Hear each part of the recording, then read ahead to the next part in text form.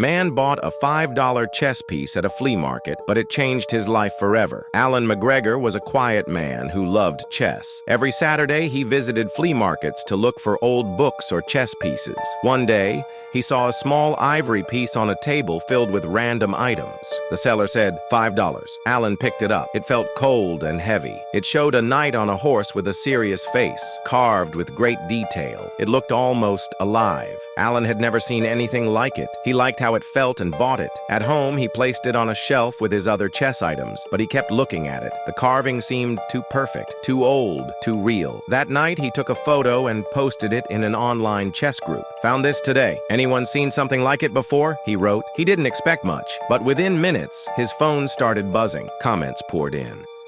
"That looks like a Louis Chessman." "Wait, is this real?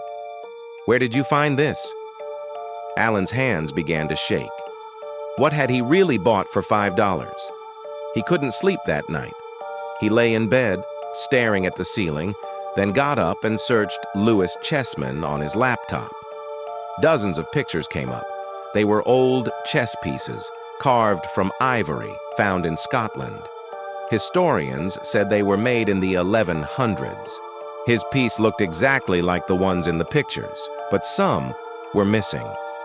Could his knight be one of them? Alan sent a photo to a local museum. He didn't expect much, but 2 days later, a historian named Dr. Elizabeth Carter showed up at his door. She carried tools, books, and a magnifying glass. She didn't speak at first.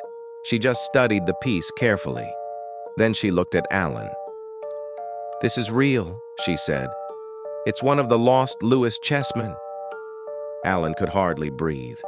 The piece he found for $5 might be worth hundreds of thousands, or even $1 million. News spread quickly. Reporters and collectors started calling. Some even came to his house. Everyone wanted to see the knight. Some people made big offers to buy it, but Alan felt unsure. He didn't want to sell it. He loved chess, not money. And every time he looked at the knight, he felt strange, like it was watching him, like it had been waiting all these years to be found. Alan decided to give it back to history. Dr. Carter arranged for him to bring it to the National Museum of Scotland. When he arrived, he saw the other Louis Chessmen behind glass. The full set was almost complete, just a few missing. Alan stepped forward and placed the knight next to the others. For a moment, everything felt quiet. The set looked whole again. He smiled, feeling something he couldn't explain. Alan had no antique shop. He wasn't a collector. He was just a man who loved chess. But that love had led him to something rare. As he walked out of the museum, he looked back. The knight no longer seemed to stare. It looked calm. It looked home.